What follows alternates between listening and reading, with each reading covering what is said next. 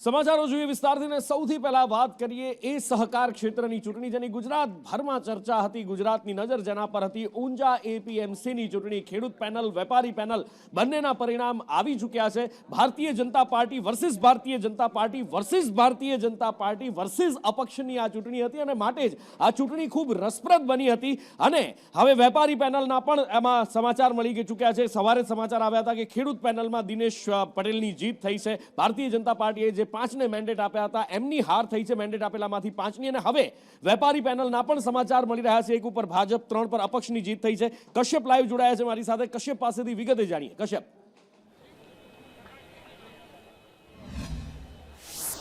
નુપુર, બે પેનલમાં ચૂંટણી જે છે તે યોજાઈ હતી। મહત્વનું છે કે બંને વેપારી પેનલ અને ખેડૂત પેનલના પરિણામો છે તે સામે આવી ગયા છે।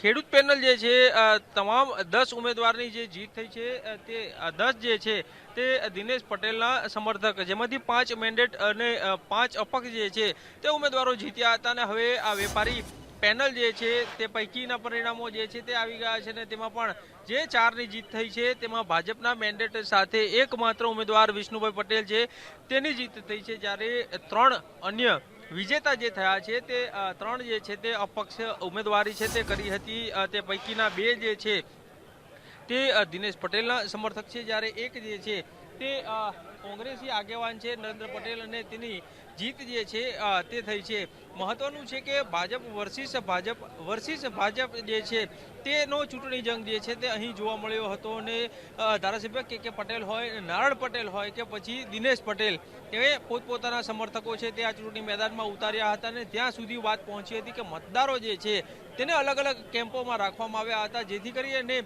ક્રોસ વોટિંગની શક્યતા ના રહે।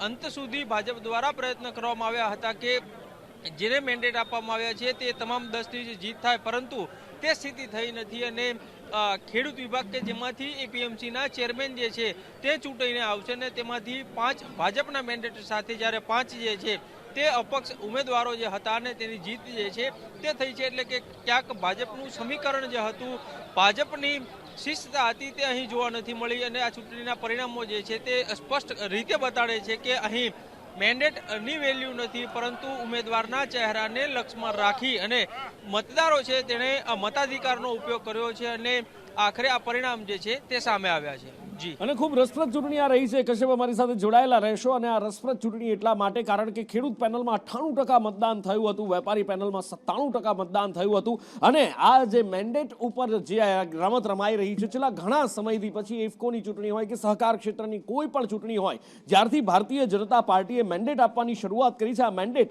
હંમેશાથી ચર્ચામાં રહ્યો છે, વિવાદમાં રહ્યો છે। એનું કારણ એ છે કે મેન્ડેટની સામે જ ભારતીય જનતા પાર્ટીના જ ઉમેદવારો ઊભા રહે છે અને એ ભારતીય જનતા પાર્ટીના જ ઉમેદવારો ભારતીય જનતા પાર્ટીના ઉમેદવારોને હાર આપે છે અને ભાજપ વર્સિસ ભાજપનો જંગ જોવા મળે છે। એવું જ અહીંયા પણ જોવા મળ્યું હતું। એની સાથે સાથે ખેડૂતોની જીત હોવાનું ટેકેદારનું કહેવું છે અને અપક્ષનો પણ દબદબો જોવા મળ્યો। જયંતિભાઈ પટેલ જે છે તે વિજેતા થઈને આવ્યા છે અને તેની સાથે વાત કરીશું। આ જે પ્રમાણે આ જે જીત થઈ છે કઈ રીતે જોઈ રહ્યા છો? જીત જે મારી થઈ છે મારા વેપારીઓની જીત છે। આ વેપારીઓના કામના, એમના પ્રશ્નોનો નિકાલ કરવા માટે હું ઉમેદવારી કરી હતી અને સદાય એમના વેપારીઓના પ્રશ્નો માટે કાયમ માટે એમના સાથે રહીશ। હું આખી ચૂંટણીનું પરિણામ જે આવ્યું છે, જે પ્રમાણે પરિણામ આવ્યું છે, 3 ચૂંટણી મેદાનમાં હતા, એની વચ્ચે આ આપની જીત કેટલી મહત્વની? મારો કોઈ જૂથનો વિષય નથી, મારો કોઈ નથી। હું વેપારીઓ માટે ઊભો હતો અને સદાય વેપારીઓ માટે। મારે કોઈ જૂથ બૂથ મારે કોઈ છે નહીં। જે પ્રમાણે જયંતિભાઈ પટેલ જે છે તે કહી રહ્યા છે કે વેપારીઓ જે છે તેનો પૂરતો સપોર્ટ જે છે તે તેને મળ્યો હતો ને આ જીત જે છે તે વેપારીઓની જીત હોવાનું જયંતિભાઈ પટેલ જે છે તે કહી રહ્યા છે। કેમેરામેન મેહુલ પટેલ સાથે કશ્યપ જોશી, સંદેશ ન્યૂઝ, ઊંઝા।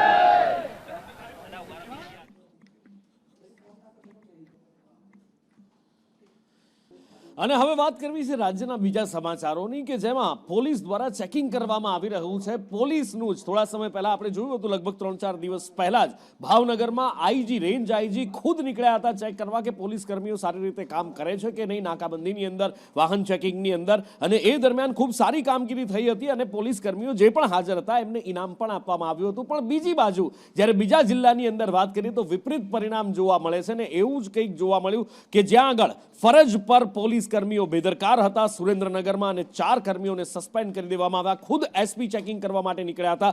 અશ્વિનસિંહ પાસેથી વધુ વિગત જાણીએ. જેલ છેલ્લા 2-4 વર્ષથી સતત વિવાદમાં ચાલી રહી છે. લીંબડી સબ જેલમાં 2 વર્ષથી કેદીઓ ભાગવાના બનાવો અને સતત અનધિકૃત વસ્તુઓ પણ મળી આવવાના બનાવ બની રહ્યા છે.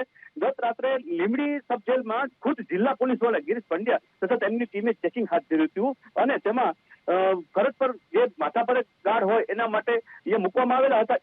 એ ગાર્ડ હાજર ન હોતા 4 ગાર્ડને સસ્પેન્ડ કરવામાં આવ્યા છે. જી રિપોર્ટ. અને હવે વાત કરવી છે સુરતમાં કે જ્યાં આગળ ઉર્ષનો મેળો ભરાયો છે અને મોટી સંખ્યામાં અહીંયા શ્રદ્ધાળુઓ આવતા હોય છે. પણ ત્યાં કેટલાક દ્રશ્યો એવા સામે આવ્યા કે જે વિચલિત કરી દેવા હતા. ગટરનું નાળું વહી રહ્યું છે અને કેટલાક લોકો એમાં ધૂળતા દેખાઈ રહ્યા છે. આખરે શા માટે, કેમ? મનીષ પાસેથી વિગતે જાણીએ. મનીષ. જી બિલકુલ નુપુર, વાત કરીએ તો સુરત જિલ્લામાંથી એક વિચલિત કરતો વિડીયો સામે આવ્યો છે. જે વિડીયોમાં સ્પષ્ટપણે દેખાઈ રહ્યું છે કે 20 થી 25 લોકો છે તે ગટરના ગંદા પાણીમાં કૂદી ગયા છે. ખાસ કરીને વાત કરીએ તો આ ગંદા પાણીમાં કેટલીક મહિલાઓ પણ દેખાઈ રહી છે જે ઢૂંઢતી દેખાઈ રહી છે. આ જોઈને સૌ કોઈ હચમચાવી દે તેવો વિડીયો સામે આવ્યો છે. આ વિડીયો જ્યારે સંદેશ ન્યૂઝે તપાસ કર્યું તો સુરત જિલ્લાના કીમના કોઠવા ગામમાં આવેલું આ જે મખદુમ પીર દરગાહ છે ત્યાંનો વિડીયો હોવાનું સામે આવ્યું છે. દર વર્ષે છે તે ઓર્સનો જે મેળો ભરાય છે 3 દિવસનો અને 3 દિવસના મેળાની અંદર લોકોની શ્રદ્ધા જોડાય છે. જે માનસિક બીમાર હોય છે આ બીમાર લોકોને અહીં લાવવામાં આવે છે. ત્યાં ગાડી દરગાહ પર તેમનો ઈલાજ કરવામાં આવે છે. શ્રદ્ધાપૂર્વક હિન્દુ મુસલમાન બંને લોકો આવે છે. તો કેટલાક લોકો એવું માને છે કે આ જે ગંદુ પાણી છે તેની અંદર કૂદી જવાથી જે એમના અંદર જે ભૂત પ્રેત ભરાયું હોય છે તે નીકળી જાય છે. એટલે આ વિડીયોની વાત કરીએ તો વિડીયો છે તે સુરતના કીમ કોઠવા ખાતે આવેલું આ જે મખદુમ દરગાહ છે તેનો હોવાનું સામે આવ્યું છે. પરંતુ મહત્વની વાત એ છે કે આ તો કેવી શ્રદ્ધા કે આવા ગંદા પાણીની અંદર લોકો કૂદે છે અને ત્યારબાદ જે કહેવાય કે પોતાને સ્વસ્થ હોવાનો દાવો કરે છે. પરંતુ બિલકુલ જે વિપરીત અસર તેની થતી હોય છે. કારણ કે કોયલું અને ગંદુ પાણી છે તે લોકોના શરીરમાં જતું હોય છે અને લોકો રોગનો શિકાર પણ બનતા હોય છે. ત્યારે આ વિડીયો વાયરલ થયો છે અને વિડીયો વાયરલ જે સંદેશ ન્યૂઝે જ્યારે તપાસ કરી ત્યારે કીમ કોઠવાના હોવાનું સામે આવ્યું છે. જી. અને હવે વાત કરવી છે ખ્યાતિ હોસ્પિટલના વધુ એક કાંડની. કારણ કે આપણે જોયું 3500થી વધારે લોકોના હૃદય ચીરી નાખ્યા છે. 112 લોકોને મોતને ઘાટ ઉતારી દીધા છે. પણ એમાં નકલી પીએમજય કાર્ડ અથવા તો કહો કે ખોટી રીતે પીએમજય કાર્ડ કાઢતા હોવાનું પણ કૌભાંડ સામે આવ્યું છે. કેવી રીતે આચરતા આ કૌભાંડ અને કેવી રીતે થયો પર્દાફાશ, જાણીએ હિરેન પાસેથી. હિરેન.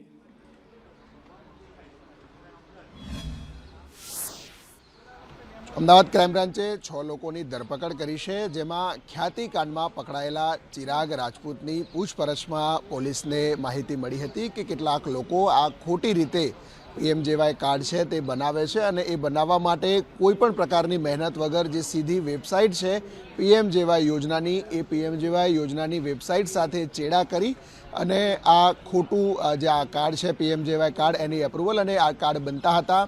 1500 થી 2000 રૂપિયામાં જે પણ વ્યક્તિને જરૂરિયાત છે અથવા તો એલિજિબલ છે અને એલિજિબલ નથી એવા લોકોના પણ કાર્ડ આની અંદર બન્યા છે.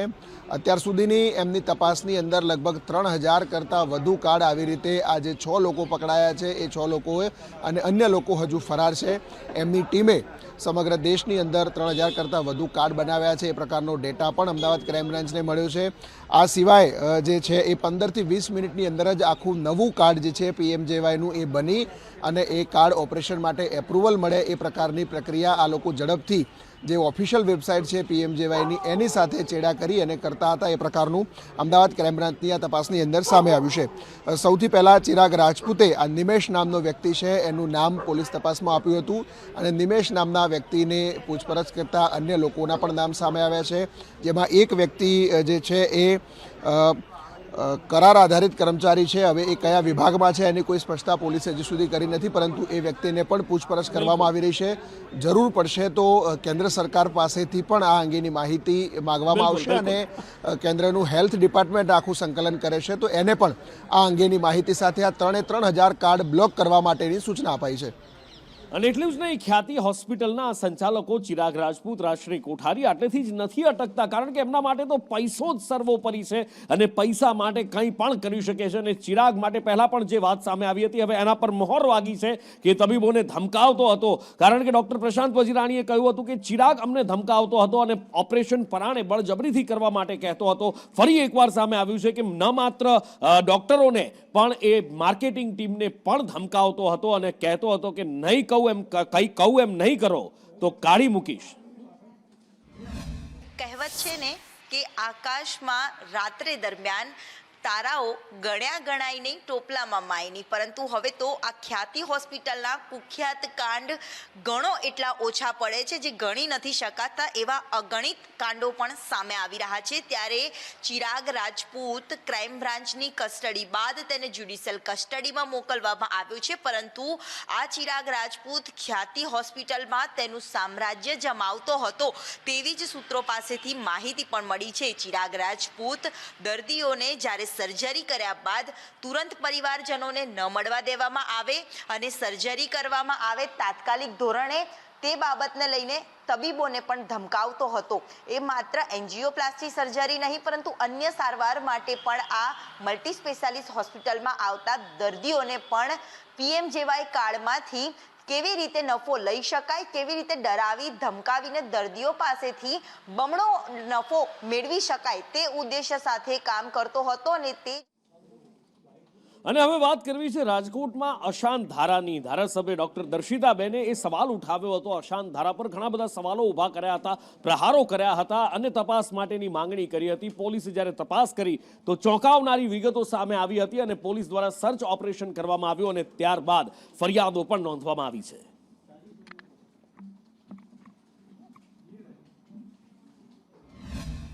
કાર્યવાહી તો થવી જ જોઈએ ને, તો જ પાલન થાય ને. એટલે બાકી અહીંયા અમે બધા ભાઈચારાની રીતે સંપીને જ રહી છે, પણ આજે બધું નવા બધું થાય છે એના હિસાબે નાના મોટા ચમકલા થતા રહેતા હોય છે, એનું અમલવારી થાય તો બધા આવી જાય છે. એવું છે? હા, એવું બધું હોય છે, ઘણું હોય છે એવું બધું. નહીં, પાલન કેમ નથી? આપ નાગરિક તરીકે શું કહેવા માંગશો? કેમ નથી પાલન થતું? શું લાગે છે? પાલનમાં તો હું કઈ રીતે કહી શકું કેમ નથી પાલન થતું, કેમ કે પરવાનગી મળી જાય છે એક નવાઈની ખૂબી છે.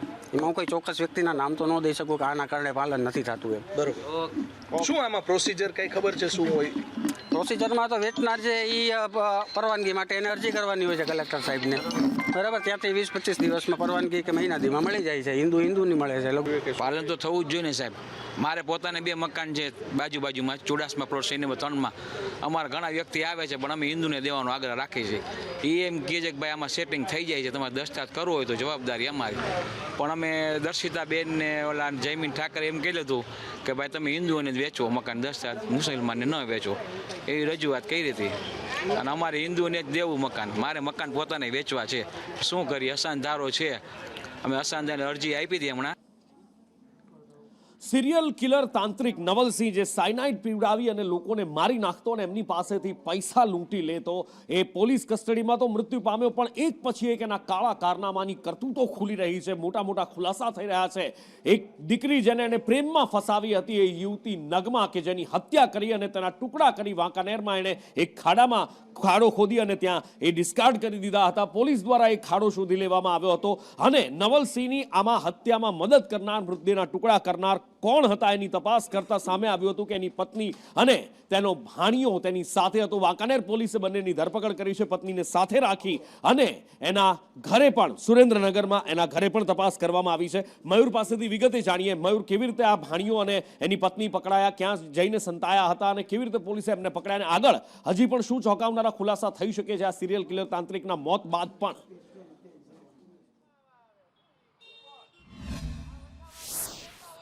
બિલકુલ નવલસિંહ નામના સિરિયલ કિલર ઉર્ફે તાંત્રિક નવલસિંહ છે તેનું મોત તો થઈ ગયું છે, પરંતુ તેના મોત બાદ પણ એક પછી એક ખુલાસા થઈ રહ્યા છે. સૌથી મોટો ખુલાસો રાજકોટના પડદરી ખાતે રહેતી નગમા નામની જે યુવતી છે તેને લઈને થયો હતો કે નગમાને તેની હત્યા કરી, તેના ટુકડા કરી, તેની લાશને વાંકાનેર પાસે દાટી દેવામાં આવી હતી. હવે પોલીસે આ તમામ વસ્તુઓ, તેમના પુરાવાઓ છે, સંયોગી પુરાવાઓ અને લાશના કટકા છે એ કબજે કર્યા હતા અને તપાસ કરી હતી કે તેની અંદર એ ખુલાસો થયો છે કે નવલસિંહને આખા કામની અંદર મદદ તેની પત્ની સોનલે કરી હતી. એટલું જ નહીં, પરંતુ મૃતદેહના ટુકડા કરવા અને ત્યારબાદ તેને ઠેકાણે પાડવા માટે તેનો ભાણિયો શક્તિરાજ છે એ પણ તેને મદદ કરતો હતો. આ આખી કોન્સ્પિરન્સીની અંદર આ બંનેની પોલીસે ધરપકડ કરી લીધી છે. એટલું જ નહીં, પરંતુ લગભગ 2 વર્ષ પહેલા રાજકોટના પડદરી પાસે જે આખા પરિવારે ઝેરી દવા પીને આપઘાત કર્યાનું મનાતું હતું, એ પરિવારના મોત પાછળ પણ આ નવલસિંહ હોવાનો ખુલાસો થયો છે. કારણ કે એક ગરીબ પરિવાર છે તેને મરવા માટે નવલસિંહે મજબૂર કર્યા હતા. એ જ પરિવારની દીકરી નગમા છે, તેને આ નવલસિંહ ઉઠાવી ગયો હતો અને ત્યારબાદ તેની હત્યા કરી, તેના લાશના ટુકડા કર્યા હતા. 1 વર્ષ પહેલા ગયા શિયાળામાં દિલ્હીમાં એક ચકચારી ઘટના બની હતી કે જેમાં એક જ્વેલર્સની અંદર બાજુની દુકાનમાંથી બાકોરું પાડવામાં આવ્યું અને પછી જ્વેલર્સમાં ચોરી કરવામાં આવી હતી. કરોડોના દાગીનાની એ ચોરી થઈ હતી. પોલીસ પણ સમસમી ગઈ હતી. એવી એ ચોરી હતી. અને આવું જ કંઈક ગુજરાતમાં પણ થયું છે કે જ્યાં બાકોરું પાડી બેંકમાંથી ચોરી કરવામાં આવી. ક્યાં, કેવી રીતે, જાણીએ ધવલ પાસેથી. જી સુરતના માંગરોળ તાલુકાની યુનિયન બેંક ઓફ ઇન્ડિયાની અંદર આવી ઘટના બની છે કે મોડી રાત્રે તસ્કરો ત્રાટક્યા અને બાકોરું પાડીને અંદર ઘૂસ્યા અને લોકર રૂમમાં ઘૂસી ગયા હતા. લોકર રૂમને પણ તોડવામાં આવ્યો અને લોકર રૂમમાંથી 6 થી વધારે લોકર તોડી એની અંદર રહેલી વસ્તુઓની ચોરી કરવાના સમાચાર મળ્યા છે. જો કે ડોગ સ્કોડ સહિતની ટીમ અને પોલીસે તપાસ કરી છે, પણ મહત્વની વાત છે કે કેટલી ચોરી થઈ છે તેને લઈને હજી કોઈ અંદાજ સામે નથી આવ્યો. કારણ કે ગ્રાહકો ત્યાં આવશે અને ગ્રાહકોની કેટલી વસ્તુ એ લોકરમાં પડી હતી ત્યારબાદ તપાસ બાદ બધી જ વસ્તુઓ બહાર આવશે. જી, અને હવે વાત કરવી છે વડોદરાને પૂરમાંથી ઉગારવાની એક નીતિની. વર્ષોથી એક માંગ થઈ રહી છે કે બસ વિશ્વામિત્રી ઉપર જે દબાણ કરવામાં આવ્યા છે એ દબાણો દૂર કરવામાં આવે, વિશ્વામિત્રીને એના અસલ સ્વરૂપે લાવવામાં આવે. પણ એ કામ થઈ નથી રહ્યું. કામના નામે માત્ર નાટક થઈ રહ્યા છે. અને આ બધા વચ્ચે હવે 1200 કરોડના બદલે 3000 કરોડની માંગ થઈ શકે છે. પણ સાહેબ, સ્થાનિકો કહી રહ્યા છે કે 3000 કરોડ નહીં, 30,000 કરોડ પણ આપી દેશો તો પણ વડોદરાની હાલત નહીં બદલાય. કારણ કે આ જે દ્રશ્યો તમે જોઈ રહ્યા છો એ કાંસ છે. વર્ષોથી, છેલ્લા 20 વર્ષથી આની કોઈ જ સફાઈ નથી થઈ. જો કાંસની સફાઈ નહીં થાય, જ્યાંથી પાણીનો નિકાલ થવાની વ્યવસ્થા છે, જો એની જ સફાઈ નહીં થાય, જે રાજા રજવાડાના સમયની બનેલી વ્યવસ્થા છે, જો એને જાળવવામાં નહીં આવે તો પછી આ પૂરનું સંકટ દૂર કેવી રીતે થશે? સાહેબ, કેટલી વાર પૂરમાં પાણી આવે છે, સાપ ને સાપોલી આવી જાય છે. ઘણી વાર રજૂઆત કર્યા છતાં પણ આનો નિકાલ જ નથી આવતો. અને કેટલી વાર આને ખાલી 2, 4, 5 મહિને ઉપર સાફ કરી જાય છે. પાછું હતું એવું ને એવું, કોઈ મતલબ જ નથી કંઈ. આજે 20 વર્ષથી આ સ્કૂલમાં, અહીં સ્કૂલ છે 20 વર્ષથી આ પરિસ્થિતિ છે બસ. અને ગંદકી એટલી બધી આવે છે કે જે ઘણા બધા પેલા પશુ પક્ષીઓ પણ મરેલા અહીંયા તણાઈ આવે છે. વિધાઉટ ટ્રીટમેન્ટ પાણી રૂપારેલ કાંચમાં છોડવામાં આવે છે, એટલે 12 માસ દુર્ગંધ મારે છે. બાજુમાં સ્લોટર હાઉસ છે, એના માંસના ટુકડા બી અંદર નાખી દે છે, એ બી વાસ મારે છે. પછી આ બ્રિજ છે, એનો સ્લેબ જે પાણીના વેણની બરાબર ચાલવું જોઈએ, એનાથી નીચે સ્લેબ ભરવું જોઈએ. એની સાયકલો, જી હા, સાયકલ, સોનાની સાયકલ પણ ગુજરાતમાં જ્યાં તમે જુઓ તો લાભાર્થીઓને અપાતી જે સાયકલ હોય છે એ કટાયેલી સાયકલો હોય છે. વર્ષો સુધી સાયકલો પડી રહે ભંગારમાં. પછી જ્યારે સંદેશ ન્યૂઝ એનો આખો ચિતાર વ્યક્ત કરે, ત્યારે ચિતાર બતાવે, ત્યારે તંત્ર ઊંઘમાંથી જાગે અને પછી એ સાયકલોને કલર કામ કરી, એ કટાયેલી સાયકલો, ખરાબ થઈ ગયેલા પૈડા લોકોને આપી દેવામાં આવે. અને આવું જ કંઈક વલસાડમાં પણ થયું છે. આદર્શ નિવાસી શાળામાં સાયકલોનું વિતરણ કરવામાં આવ્યું, પણ કાટ ખાઈ ગયેલી સાયકલોનું. જાવેદ પાસેથી વિસ્તારથી જાણીએ. જી નુપુર, 2022-23ની આ સાયકલો જે છે એ પલદરા ખાતે જે છે રાખવામાં આવી હતી. અને ત્યારબાદ જે છે સંદેશ ન્યૂઝે ચોમાસા દરમિયાન એક કાટ ખાયેલી સાયકલનું રિયાલિટી ચેક બતાવ્યું હતું કે કાટ ખાઈ ગઈ છે. ત્યારબાદ હવે તંત્ર જાગ્યું છે અને એ જ સાયકલને કલર કામ કરી, નવા ટાયરો નાખી, એ ભંગાર સાયકલને ફરી બનાવીને એ જ સાયકલને આ વખતે વિતરણ કરવામાં આવી છે, જેનો વિરોધ જે છે વાલીઓ અને સ્થાનિકો કરી રહ્યા છે. સ્થાનિક જે ધરમપુરના નેતા છે તેઓએ પણ તેનો વિરોધ કર્યો છે, પરંતુ તે સાયકલ હવે વિતરણ કરવામાં આવી છે. એટલે ક્યાંક ને ક્યાંક કંઈક રંધાયું હોય તેવું સામે આવી રહ્યું છે. અને શિયાળો હવે બરાબરનો જામ્યો છે. ઠંડી પડી રહી છે. દિવસે તો સ્વેટરો પહેરવા જ પડે છે, રાત્રે તો ગોદડા પહેરવા પડે, સ્વેટરો પહેરવા પડે, પણ દિવસે પણ એવી જ કડકડતી ઠંડી પડી રહી છે. બરાબરનો શિયાળો જામ્યો છે. ને એમાં પણ જો ઉત્તર ભારતની વાત કરવામાં આવે તો બરફની સફેદ ચાદર હિમાલયની ગોદમાં છવાઈ ગઈ છે. ગઈકાલે રાત્રે લઘુત્તમ તાપમાન ક્યાં કેટલું રહ્યું, હવામાન વિભાગ શું કહે છે, આવનારા દિવસોમાં કેવી ઠંડી પડશે, ભાવિની પાસેથી જાણીએ. નુપુર, કડકડતી ઠંડીની શરૂઆત થઈ ગઈ છે ને અત્યારે વાત કરીએ આપણે સૌથી પહેલાં ગુજરાતની, તો અત્યારે જે ઠંડીની શરૂઆત થઈ છે, હવામાન વિભાગનું કહેવું છે કે હજુ પણ 2 દિવસ બાદ ઠંડીમાં વધારો થશે અને કચ્છમાં કોલ્ડ વેવ રહેશે તેવી પણ આગાહી કરવામાં આવી છે. અને અત્યારના તાપમાનની જ્યારે વાત કરીએ તો નલિયા સૌથી ઠંડુ શહેર છે, જ્યાં 7 ડિગ્રી તાપમાન નોંધાયું છે, જ્યારે અન્ય શહેરમાં અત્યારે 15 થી 16 ડિગ્રી વચ્ચે તાપમાન છે. અને સાથે જ ઉત્તર ભારતની વાત કરીએ ત્યાં સૌથી વધારે ઠંડી અત્યારે અનુભવાઈ રહી છે. એટલું જ નહીં, સતત જે હિમવર્ષા થઈ રહી છે તેના કારણે ઠંડીમાં વધારો થઈ રહ્યો છે. હિમાચલ પ્રદેશ હોય કે પછી જમ્મુ કાશ્મીર, આ તમામ જગ્યાઓ પર અવિરત બરફવર્ષા, હિમવર્ષા થઈ રહી છે, જેના કારણે પ્રવાસીઓ જે અત્યારે ત્યાં જઈ રહ્યા છે એ ખૂબ જ મજા માણી રહ્યા છે બરફવર્ષાની. તો બીજી બાજુ કડકડતી ઠંડી પણ લોકોને સહન કરવાનો વારો આવે છે. બિલકુલ. અને ઉત્તર પૂર્વના એ પવનો જે ફૂંકાઈ રહ્યા છે ને એ પવનો ગુજરાત સુધી આવી રહ્યા છે અને એ આ ઠંડા પવનો હિમાલયથી સીધા ગુજરાત પર આવે છે અને ગુજરાતને થીજાવી રહ્યા છે. આવનારા દિવસોમાં પણ આવી જ ઠંડીનો અનુભવ કેટલાક દિવસો સુધી થતો રહેશે. અત્યારે સમય થયો છે વોર રૂમમાં આપનાથી વિદાય લેવા.